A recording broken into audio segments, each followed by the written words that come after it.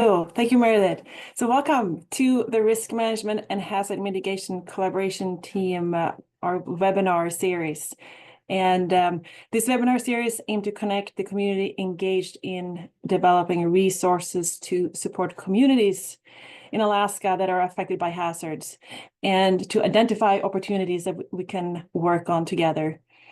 And today we are very fortunate to have Mort Larsen from Alaska Division of Geological and Geophysical Surveys present.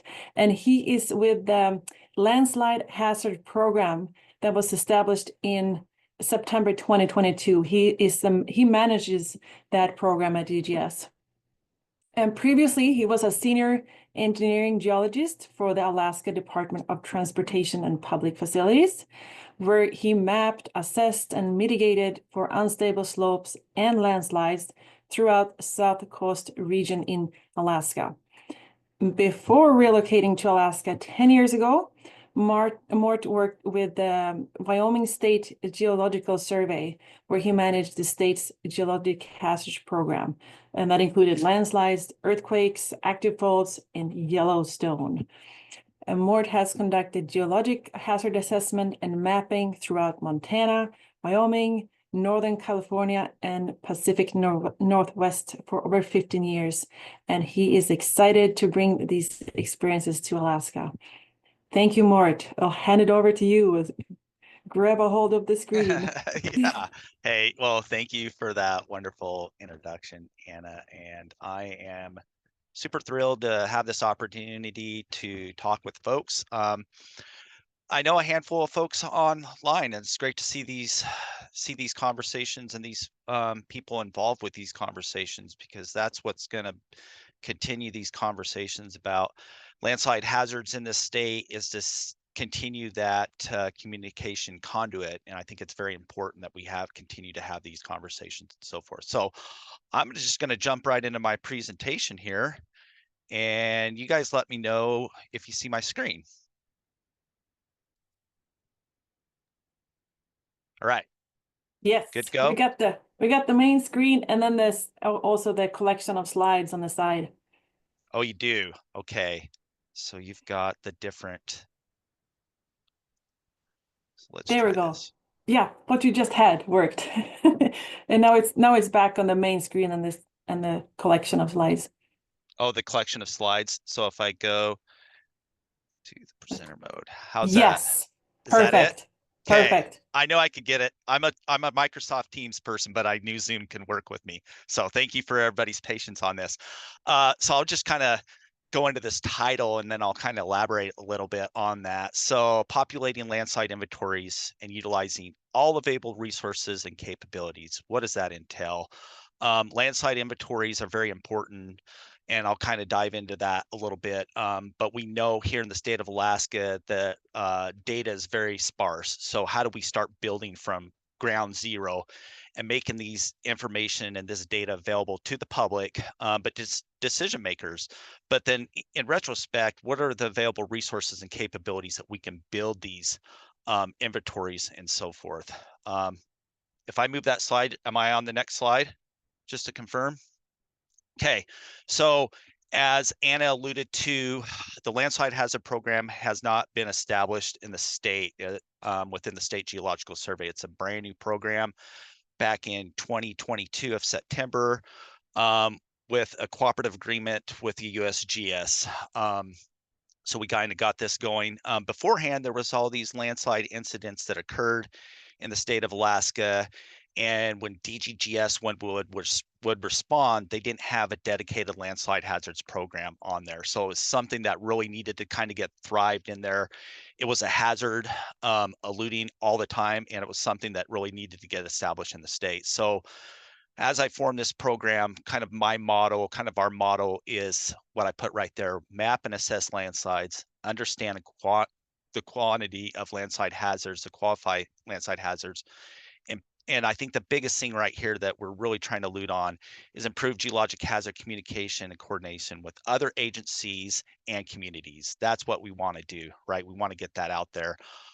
Key motivators behind this, and I won't go too far into some of these, but public safety is number one, right? We got to be able to get that out there for public safety. Landslide hazard mapping and assessments. We know it's very crude to a certain degree. Where that's at, we can improve on that. And generating a landslide inventory database. That's something I'll really kind of dive into. But with that, we want to be able to provide decision makers with this information so they can keep the public safe. Improving and developing long-term relationships. That's something you just can't come into and just think that the relationship works right away. We're here to understand what people need. But I think really the big thing that we're up against, so the dynamics with the different type of landslides that we deal with in Alaska, is continue evolving landslide science and research. And how do we go about doing that? So just to kind of, one of the other key motivators on this, as most of you all know, 2015, the devastating landslide that occurred in Sitka, the 3 fatalities. A lot of that was associated with heavy rainfall.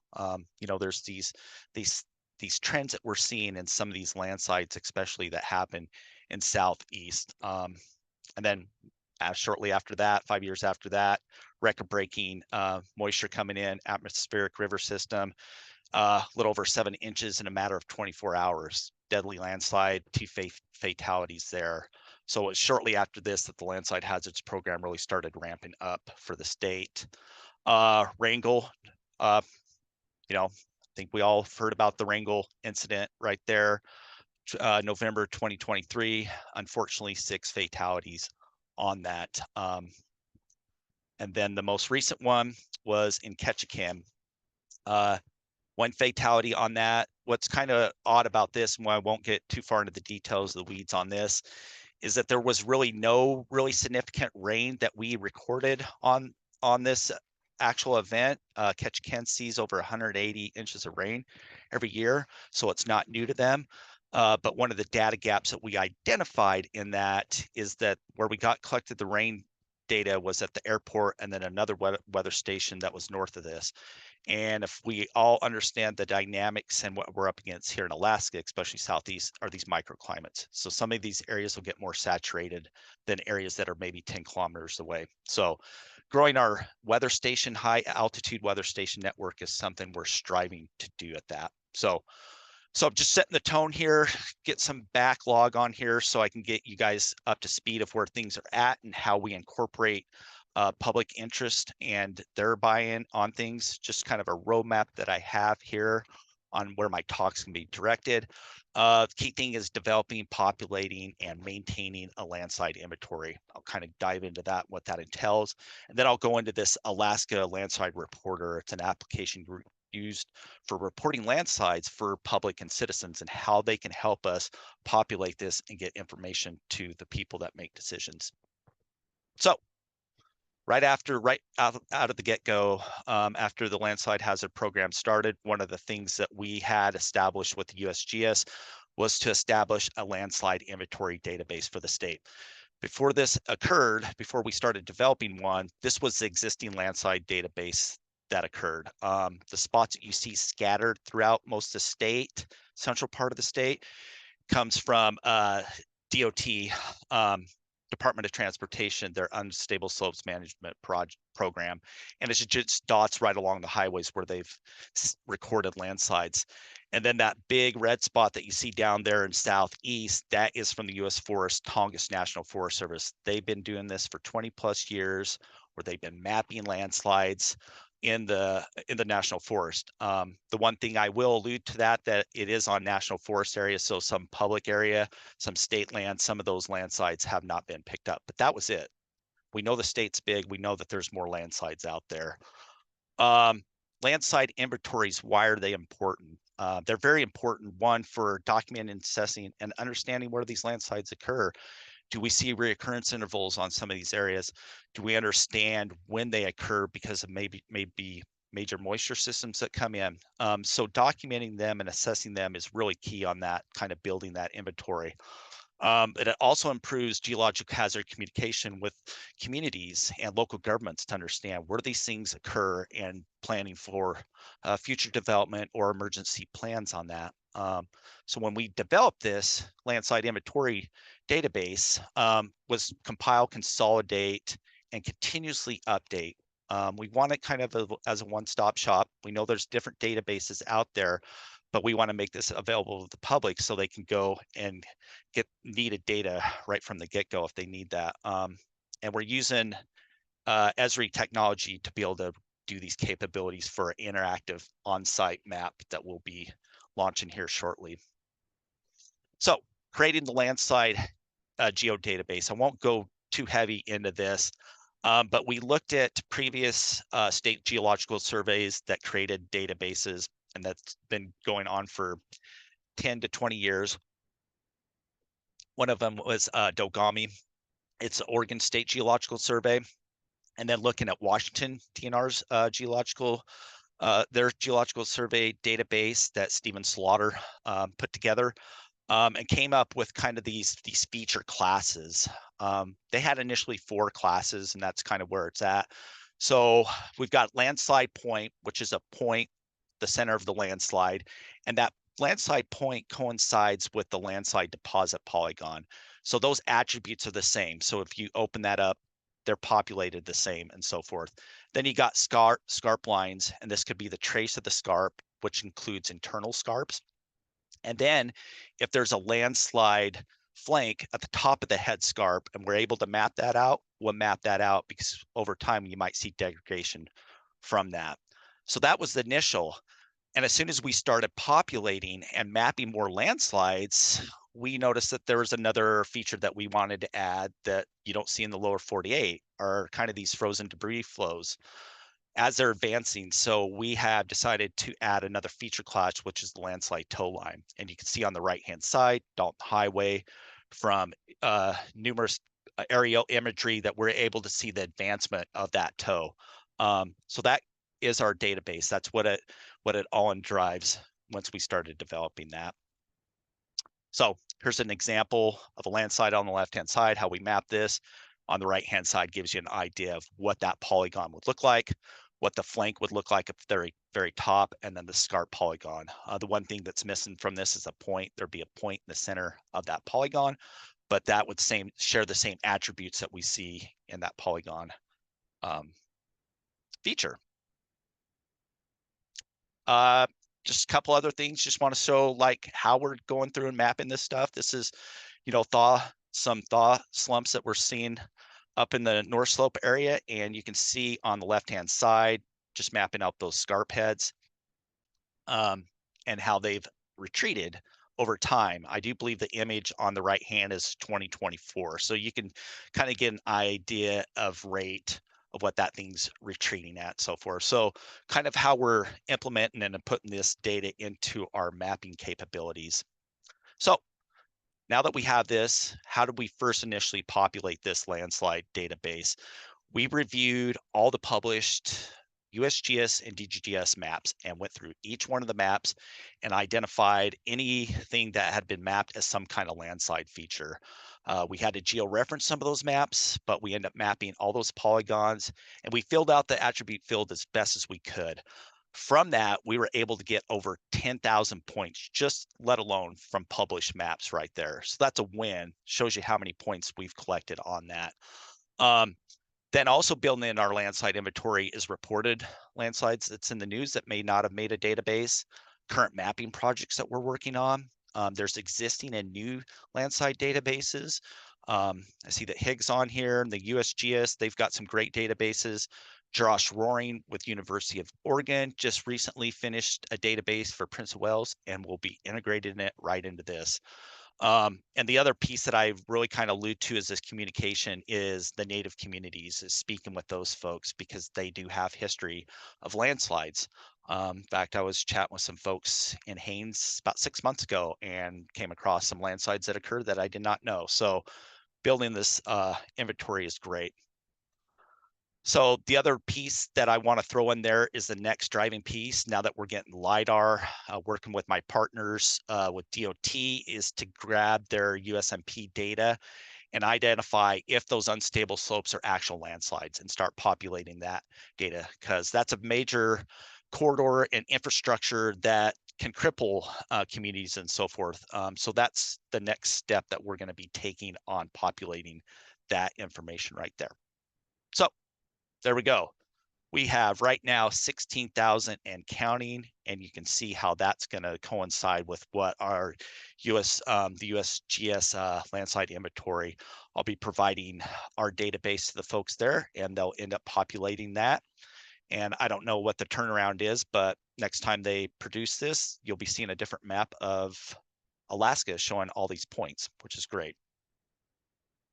So now that we have kind of our base set for how our inventory started and major things that we're collecting, we feel that we're in a comfortable seat. And now I just want to kind of transition in how we utilize other resources out there to collect landslide information. I'd say after the Wrangell landslide occurred, the Ketchikan landslide occurred, I get multiple calls or emails saying, hey, how do we report a landslide? And I get emails and photos and so forth. And I had this great idea about a landslide reporter that I did at Wyoming. Aaron Basic, if you guys know Aaron Basic, he's the emergency manager in Valdez. He was a really good supporter and a spearhead of getting this thing out and supporting this, so forth. So we've been able to launch this Alaska Landslide Reporter. I think we launched it about 6 months ago. But the idea behind it is just an application to allow citizens become scientists, right? To provide information to us geologists about anything that's changing, about a hazard feature that needs to be brought to our attention. There's multiple folks out there doing recreation and seeing things that we just don't see. We obviously know the history on how the Barry Arm was identified. Somebody just out there boating around notified her brother about this. So having eyes on that and being very proactive is great. And we want to be able to just be a conduit for those citizens to know we're there to support them on that. But this provides geologists data to, assess the risk, the potential impact, gives you an active role to keep Alaskans safe. And then when you do go out there reporting or any kind of landslide, we always just emphasize, always maintain a safe distance from the hazard. So this is an Esri product, and I'll get into a little details about this, but Survey 123, it's free. We've got two options, and I'll go through how those options work out. There's an online option, then there's an offline option. You can scan the QR code, it'll bring you to those options, and then down there at the bottom, you can go to our website and it'll give you step by step. But there on the right hand side kind of gives you an idea of where we're going to be going out with this conversation and so forth. So option A, online, once you scan that QR or there's a link that'll bring you right to this. You want to open up in a browser, it'll give you two options on your phone. And then instantly when you see this, we've got this kind of general description of what the landslides look like. We don't want you to identify the type of landslide. If it's something that's moving, we'll be able to determine that. But we give the people this visual aspect that the USGS has on that. So when you go to report them, you got a report date. Date would be fantastic. We all know sometimes when they don't occur, that may be unknown, but if we can identify date and a location, those are two key things that we really want to look at. And then you got a location. That location map that you see right there, there's a couple spots that are already populated. Once we launch our landslide inventory, that will be on this map. So when people see this, we won't get duplications of the same landslide. So they'll say, oh, this landslide's already been reported. Continuing on, as you're making a report on the landslide feature, did the landslide cause injury to people? Yes, no, pretty straightforward. Did it cause any property damage or infrastructure? Were there impacts to streams and rivers or lakes? That's a key thing to know. Potential flooding and potential impacts downstream and upstream. And then you get a chance to submit some photos, take a couple photos, make a general comment and submit it.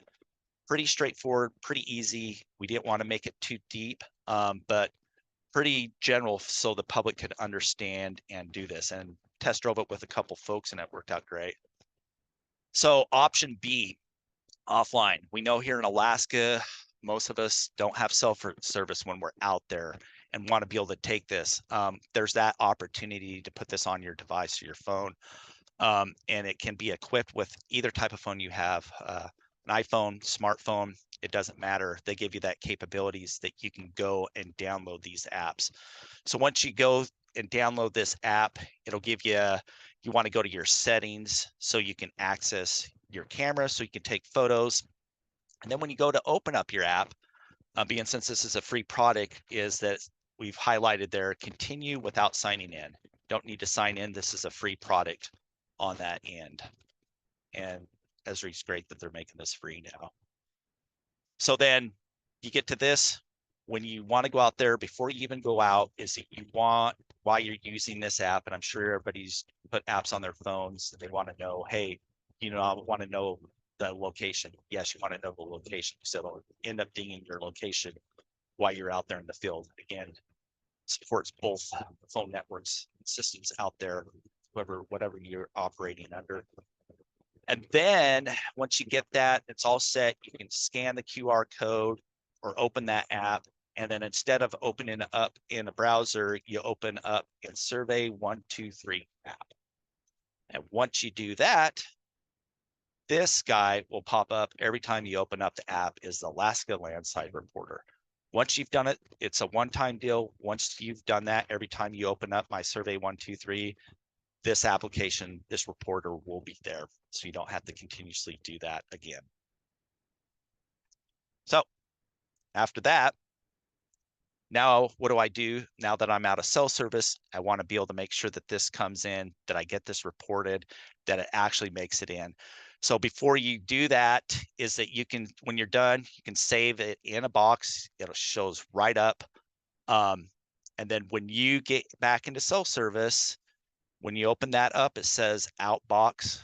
Click on that, and then there'll be a bottom thing at to send that. Once that's sent, I get notification that something's been reported. I would fully suggest if people are interested in this, is to download this, put your phone on airplane mode, and just go out there and test drive it. Just make sure all the steps coincide with that. But all these steps that I'm basically spelling out and kind of laying out for folks, is you go to our website, it kind of spells it out a little bit more in detail, but pretty straightforward on that stuff. Moving on. So why is this important? How are we utilizing this? Who are key factors and key folks that can utilize this information? Folks that I've talked with ever since then is, you know, emergency managers being able to use this with folks that are going out there to respond. Communities, multiple communities have been engaged with this, boroughs, native communities, talking with those folks as well, because their resources and data can be quite scarce sometimes, but if they have this capability, because they see things that we don't. Pilots, in fact, I was a couple months ago talking to coastal helicopters, know a couple pilots there. They were showing me a landslide when they flew over Yakutat, and I gave them this app. I go, record this for us. So those guys see a lot, and I think adding that information, that data is going to be very crucial on that. Fishermen, in fact, that image on the right-hand side was a landslide that occurred in a bay just south of Sitka. Boater went out there, I think through a couple crab pods. A system came in, had to wait a few days, go back out there, went back out there and saw this, sent me a picture, sent me a map of the location of that.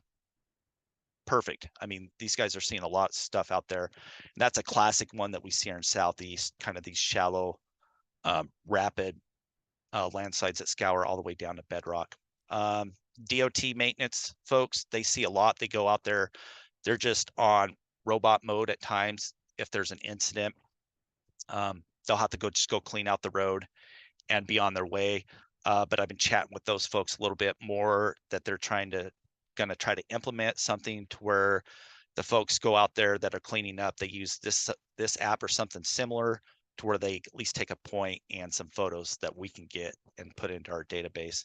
And then of course, you know, scientists and search and rescue folks.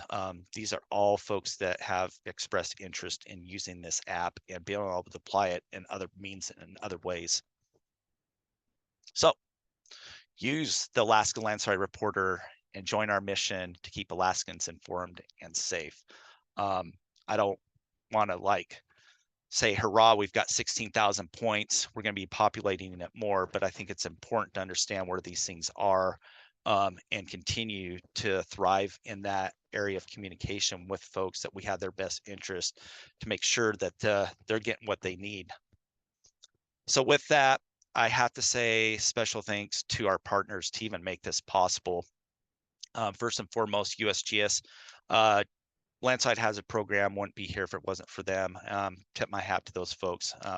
Always chatting with them, collaborating on big projects and so forth. But Homeland Security, they're right there in the wheelhouse as well. DOT, as Anna alluded to beforehand, I was with DOT and still got that strong communication with them. They deal with these issues all the time. National Weather Service, we know what a major player that they are in that. Alaska Earthquake Center, the Forest Service, Division Mining Land and Water, a couple universities, Fairbanks and Oregon, Sitka Sound Science Center, great conduit for information to display this information and this capabilities to these native communities that we just can't reach at times. And the partnership continues to grow just over this 2.5 years that I expect this to even add another slide and so forth. So I'm excited to see this continuously grow. And we all know it takes an army to make this even happen.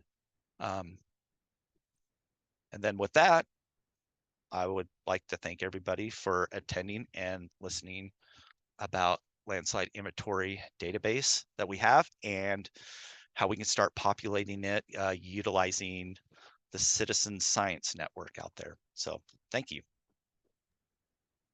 Thank you, Mort. Much appreciated. Thank you for sharing about that. And yeah, amazing, amazing.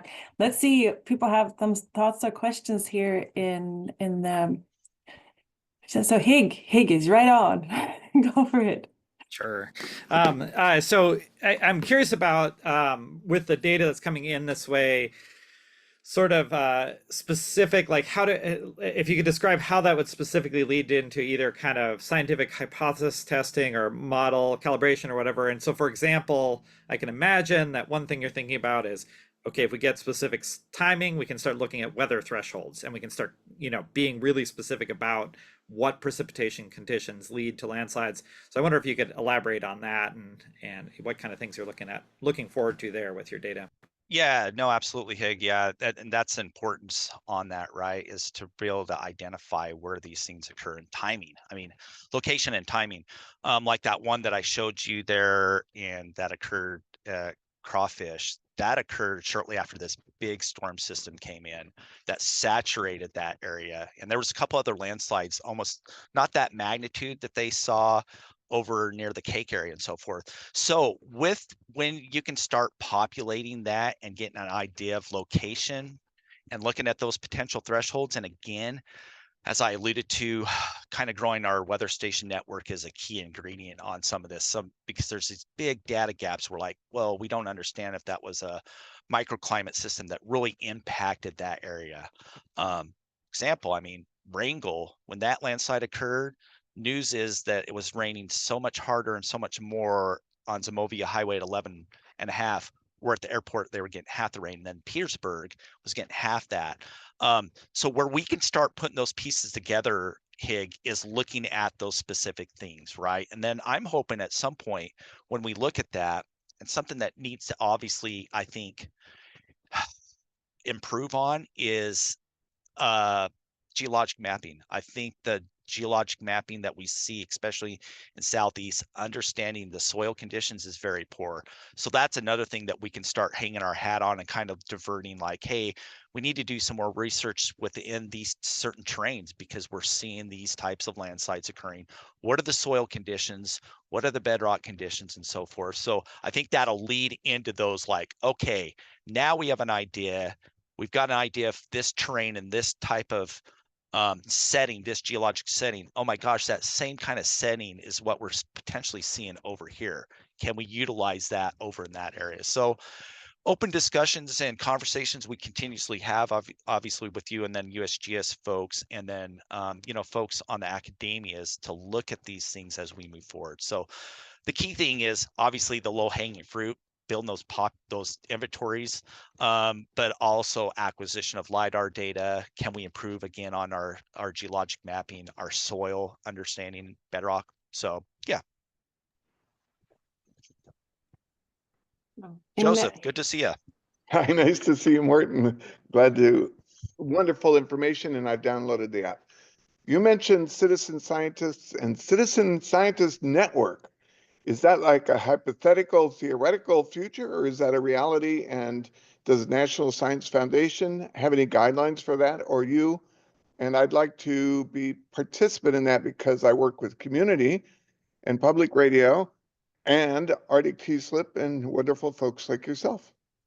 Yeah, no, I think it's a continuous thing that gets tossed around there, Joseph. I don't know about NSF stuff that might be able to support that, and I don't see why not. But I think it's really important to engage with the communities on these conversation pieces.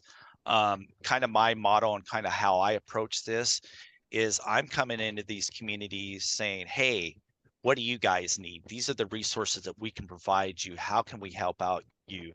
And also having them be a little more proactive and be more involved with how these things get, decisions making and so forth. So it's something that we're pitching out there. In fact, it's something that I know Nora, who runs our coastal hazards program, when Murbach impacted those communities along there, she's using this same kind of model with citizen scientists. Like, what can we do to get people involved to show that, hey, we're here to support you in any way that we can to make this robust. So, well, let's talk about this later off Yep. this meeting, but I'd like to say I had to look up the word SCARP and SCARP line because I don't know what one is. I can kind of guess from the context, but I don't know. So what I'm saying is that there's a way of actually maybe somehow it's not just getting information to people from people, it's a matter of dialogue. And that's a whole different animal. So we should talk about this. It's been my interest and concern with ATS and will continue to be.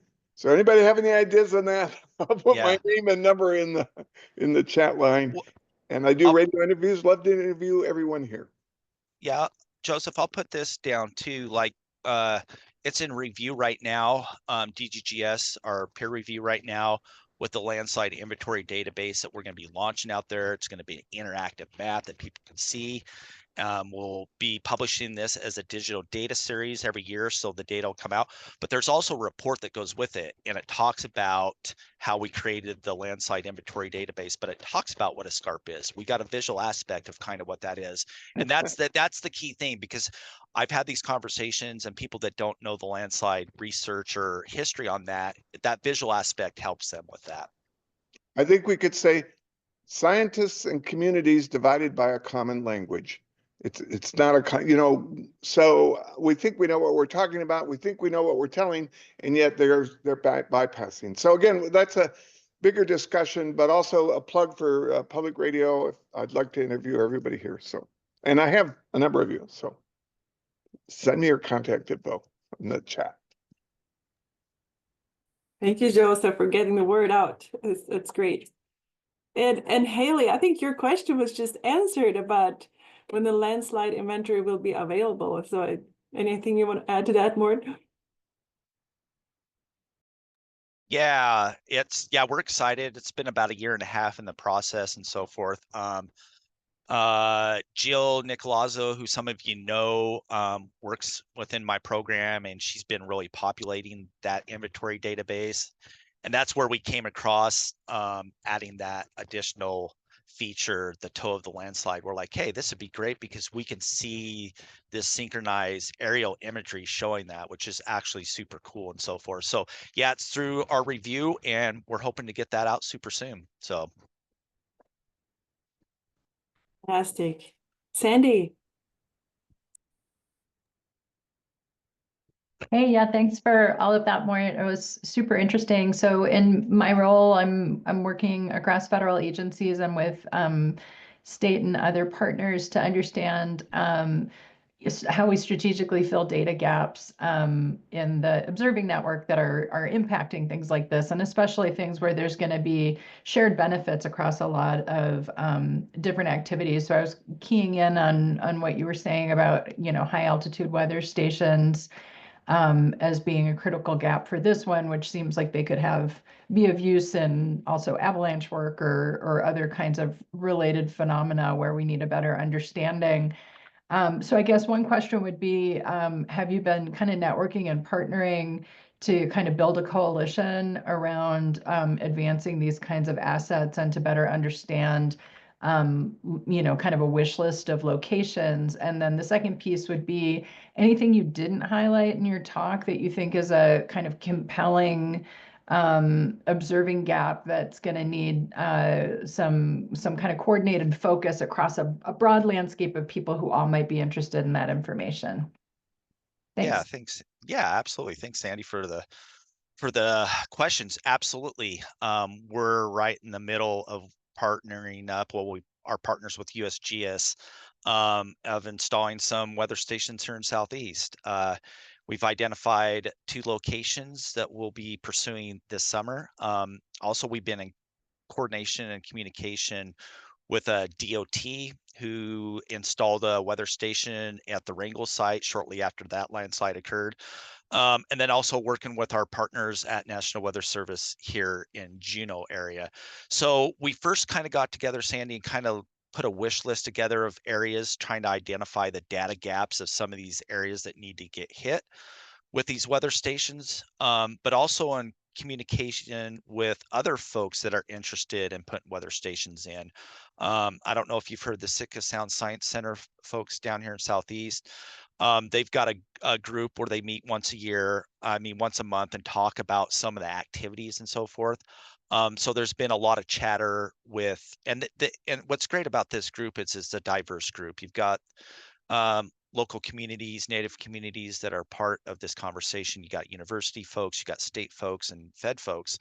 And we've all identified that we need to grow our network within weather stations and where those are at. So there's chatter about putting one or a couple on Prince of Wales.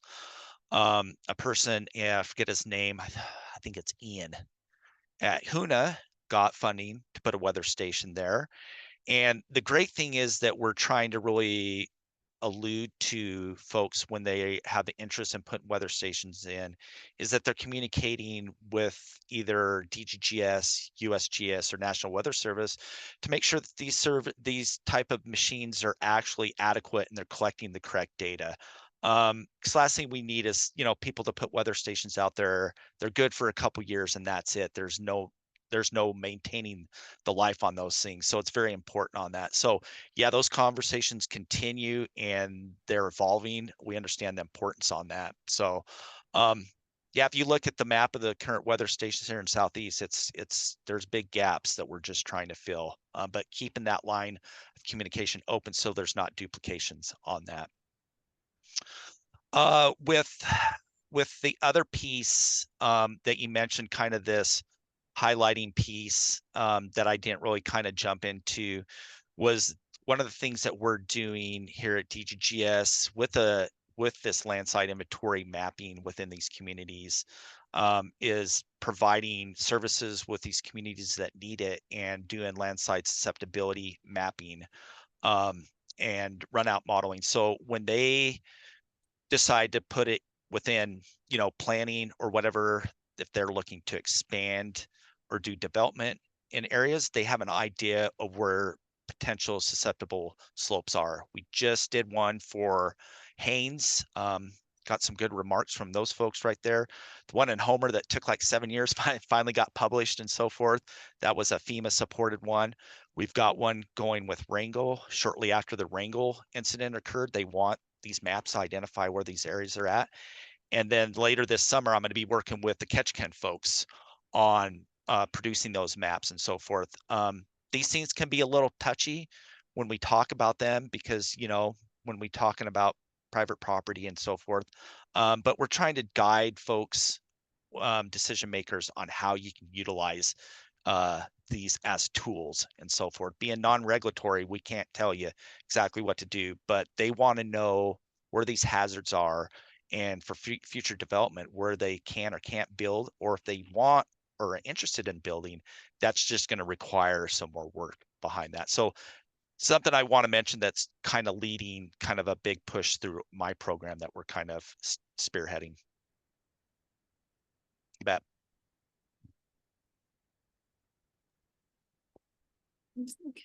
Thank you for all your questions and comments here. We still have a couple of minutes if you have some more popping up. I'm curious, Mort, about so like Ingmar Nitze in Alfred Wegener Institute that I'm collaborating with, he has he calls it the DARTS database. It's thaw slumps that are mapped across the Arctic used from remote sensing imagery, because that's another way of identifying these hazards. So is that kind of approach, is that also something that you're interested to add to the archive, or as and be clear about that it's coming from remote sensing, it's not observed on the ground? Yeah, no, I'm glad you brought that up. And we ran into some of that database, and we had to, it's a good approach. It's way up here kind of approach. We bring it in if we have LiDAR and great imagery, and some of those just, they completely miss where the landslide is. But the great thing is it gives you an idea where it's at. So we're able to take, because those polygons, they're pretty crude and so forth, but it's great because we're able to look at those and be like, no, it's over here, and be able to trace that a little bit better. But what it does, though, it's a great tactic. It gives you an idea of where there's potential deformation that's occurred, or there's been some change that you can look at. So it's been a great tool for us to look at, but we just have to modify it and so forth. But yeah, we ran across that, I think, a couple months ago. So Cool. yeah. Yeah, and I think this inventory where we have citizen scientists contributing, I mean, it's a big data gathering effort that I think will be very helpful for those big geospatial data studies too, because these are on the ground real events that are observed, and the timing of it, if people even know within 3 days of when it happened or something, that's information that can be used to really help make the remote sensing approaches more I agree on the point. So and it's great that we're in this technology world being able to do that. I mean, 5-10 years ago, it's like, okay, I'm looking at IFSAR data, and it's like, oh goodness. I mean, a perfect example of one thing I want to amplify, and I should have mentioned this to Sandy, is that remote sensing data is such a key ingredient for us to be able to do most of this stuff, is LiDAR acquisition. A perfect example is the Haynes landslide that occurred. If you look at the IFSAR data before that, it's pretty crude. Obviously the landslide didn't occur until 2020, but if you look at the LiDAR data that we collected, there's 2 huge paleo landslides just south of that landslide. So that tells you that slope was active at some point and so forth. So that's the importance with this new technology, to be able to get good resolution LiDAR data so we can look at that. cool. Hig, go for it. Mort, I've been thinking about this term susceptibility quite a bit, and so I wanted to kind of lay out some of my thought there and let you respond to that. So I see it as it's a the way that's approached is often as a really good stepping stone, but I would argue that should be a stepping stone to a probabilistic map, that we should be really clear that that's where we're going, and that when it's used, sometimes kind of what's hiding under the surface when someone says susceptibility is that the scientist who did the work had a probability in mind, but they're not going to tell you about it. And that's that the word susceptibility lets them draw a map without ever really saying that. I wonder if you, anyway, broad response be good, and then if you have in mind some specific probabilities, that, like, if we were to start drawing thresholds, like 1 in 1,000 per year, 1 in 100 per year, sort of probabilistic thresholds, like what might those be? Like what specific numbers kind of come to mind for you? Well, I haven't even really, I've thought about those numbers, but boy, yeah, that's a tough one to kind of wrap around on. Hig. But to go back with your susceptibility stuff, these are these kind of first stepping stones that we're looking at. And the probability is obviously, a different avenue that it's obviously in discussion. One thing that we adopted kind of these protocols for putting these maps together with what Dogami put together, Bill Burns and those folks. And what's great about what they're doing is now they're kind of on this risk potential. Like, hey, now that you have susceptibility, now let's look at all this infrastructure and all these potential impacts. What's the potential probability and the risk at that? And that's something that we'll probably discuss looking at our next steps moving forward on that. And it's something that they had to slowly try to kind of implement and do and kind of mess around with it. Seems like they have a good robust system that seems to be working pretty good. I think you're on that talk the other day that he gave on that. So, looking at that, that's kind of what we're trying to fall into. But, obviously it'd be kind of one of these discussions that we'd have with communities when we even approach that. Be like, hey, this is something else that we can look at. Yeah, the number to hang on the probability, Hig, that's going to come more in time when we kind of look at this a little bit more. And I'm sure you understand that. Right now, it's just gathering all this and then really kind of homing in on certain areas. Be like, hey, do we have enough that we can start doing probability ideas on that? So I know it doesn't fully answer a number, but that's a tough one to throw out there. One thing that I've found is really fascinating. I've been digging around and finding places where people have specified that probability, the risk calculation, probability and consequence, and it is phenomenally variable place to place. Like the degree to which like Switzerland and Norway have completely different ideas about how to prioritize based on the combination of those. And then Hong Kong is like an entirely different, take on it. So that's it. I think it's I mean, although it gets pretty wonky, it can be a way to kind of daylight some of the differences between some different cultural differences in terms of the public culture, but also in terms of the scientific culture Yes. that's Yep. supporting it. Yes, I would agree with that. Yep.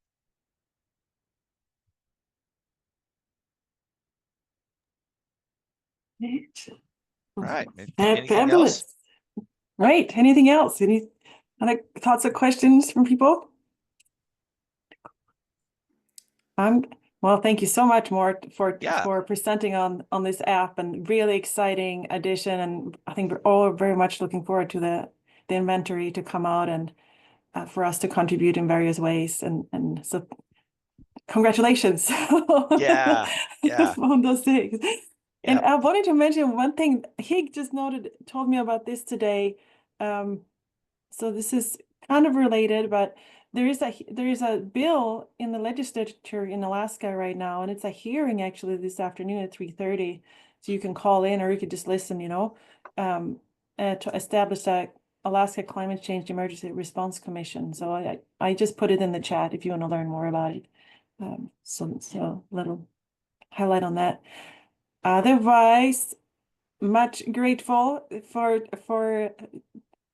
your presentation, Mort, and for all of you joining here today. And Meredith will put this presentation on to the YouTube channel so you can share it with people.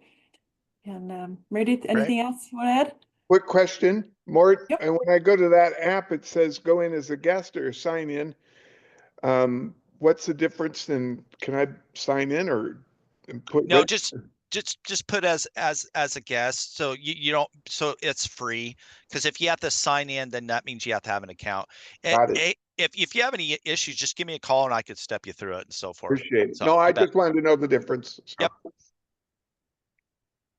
And yes, the recording will be posted probably by this afternoon. And then there will be another risks team meeting. I'm putting a link in the chat to it around the Polar Geospatial Center, and Anna has organized that one as well. So there's some information there for you all. Well, nice seeing everybody. No half of you all, but thank you again for this opportunity. Again, reach out if you guys got any questions for me. Fabulous. Thank you, Mort. Yeah. Thanks, everyone. Bye-bye. Bye. Bye.